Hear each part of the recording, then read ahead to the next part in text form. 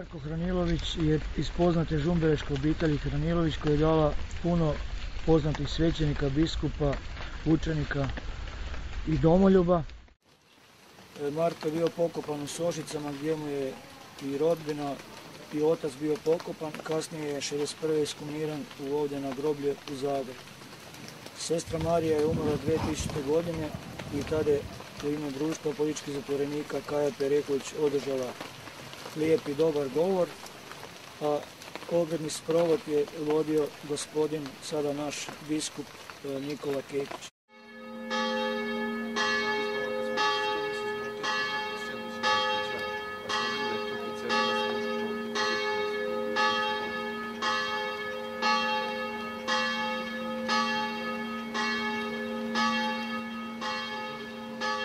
Nalazimo se na grobu preminulog Soldina, Matije Soldina.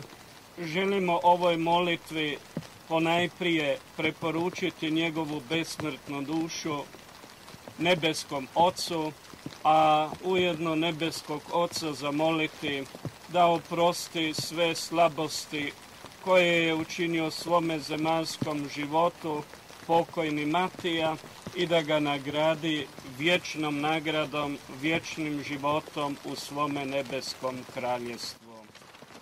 Časni skupe, poštovana rodbino Marka Hranilovića i Matije Soldina. Spomen pohode na grobove dvojice viteških mučenika priprema i predvodi hor Hrvatski obrambeni red, a sada su s nama i naš zdrug udruga, to jest njegovi početni združenici, bosansko-hercegovački Hrvati Zagreb, hrvatski ratni veterani 5. gardijske brigade Sokolovi, HOZ Hrvatski obredni zdrug Jazovka, HOR Hrvatski obrambeni red, te udruga USKOK Sošice, HOP Hrvatski oslobodilački pokret, HVIDRA Hrvatski vojni invalidi Domovinskog rata, uz ine združene i združujuće udruge i osobe. Kako već rekosmo, grko-katolika Marka Hranilovića i rimokatolika Matiju Soldina, hrvatske junake, u životnoj dobi od samo 23 godine, zvjerski je mučila Karađorđevićevska Jugoslavija, pa ubila vješanjem dne 25. rujna 1931. u Zagrebu.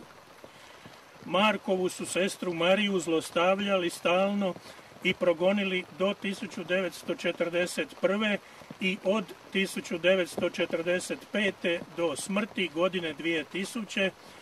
do kada su se za Mariju brinule časne sestre Bazilijanke i njezino kumče Hermina. A Markova i Marijina brata Stanka ubiše Titovi partizani oznaši 1945. A samo nebo pamti muke obitelji Matije Soldina. Jučer bijaše 65. obljetnica beogradskog smaknuća najviših časnika branitelja Nezavisne države Hrvatske. Marko i Matija bijahu njihovi mučenički prethodnici, a politički uznici jugokomunističkih desetljeća i sadašnji politički uznici poput Ante Gotovine jesu njihovi duhovni potomci. Stoga hrvatske tragedije, poput one Ivana Antuna Zrinskoga, diljem veličanstvene povijesti, sadašnjosti pa budućnosti, često u nama vape za smislom. A pravo nam znanje, prava vijed kazuje: Isus je put, istina i život. Čovječe, primi svoj križ. Ako ga primiš, Isus će ti pomoći. Ako ga ne primiš, slomit ćeš se pod njim. Odreci se sebe i svojih blaga, pa pođi na put križa. Kao što Marko i Matija i svi mučenici hrvatski, branitelji doma i naroda, pođoše na taj put prema Božjoj milosti u vječnosti.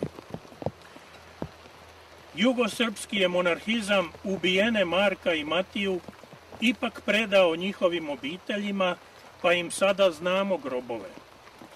Ali jugosrpski je komunizam preorao, izbrisao s popisa grobove branitelje Nezavisne države Hrvatske, skrivao i razarao mrtva tijela mučenika, pa njima ne znamo grobove. Znamo tek za gdje koje mnoštveno stratište i grobište poput Jazovke, a bezbrojne ine Jazovke, takozvani antifašisti, još kriju. Unatoč tomu vlasti Republike Hrvatske sudjeluju primjerice na četničkim sablasnim skupovima u Sebru, Serebu, Srbu dne 27. srpnja. Time krše Ustav Republike Hrvatske, pa oponašajući Srbiju rehabilitiraju staro četništvo u Hrvatskoj i potiču novo. Zato sa spomen pohoda u čast Marka Hranilovića i Matije Soldina poručujemo kao s Jazovke i sa svih spomen pohoda Hrvatskog obrambenog reda i našega zdruga udruga. Iz Ustava Republike Hrvatske moramo ukloniti avnojsko-zavnoške povijesne neistine. Slobodna Hrvatska mora potvrditi da Marko Hranilović i Matija Soldin, bojovnici prvog ustaškog roja, te ini predratni pa ratni članovi političkog i vojnog krila ustaškog pokreta nisu bili ni fašisti ni zločinci. Bili su bojovnici za nezavisnu državu Hrvatsku, pa njezini branitelji unatoč diktatima tadašnje međunarodne zajednice. Bili su mučenici poput ustaše Ive Barišića, koji preko 65 godina svetački nosi svoj ozljeđenički križ, jer mu neprijatelji Hrvatske države odsjekoše obje noge i kojemu vlasti Republike Hrvatske ne priznaju bolesnička, to jest invalidska prava. Bili su mučenici poput kardinala Stepinca i 666 pobijenih svećenika, redovnika i bogoslova. Svjetonazor im je u obrani domovine bio narodnički ili nacionalistički, a ne osvajačko-imperialistički.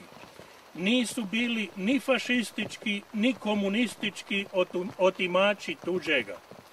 Bili su junaci, branitelji doma i naroda do mučeničke smrti vlastite. Zato Matiji, Marku i svakomu viteškomu mučeniku koji sebe daje da dom opstane, zavjet poput onoga Ivanu Zrinskomu. Viteže svjetli, domovina mati, časno će ime tvoje znati. Navijek će te mučenika sinkom dragim, svojim sinkom zvati. Neka tvoje ime uz viteze ine, domovine sine, nigdar ne mine. S pozdravom hora, u putu je smisao, a dom je red.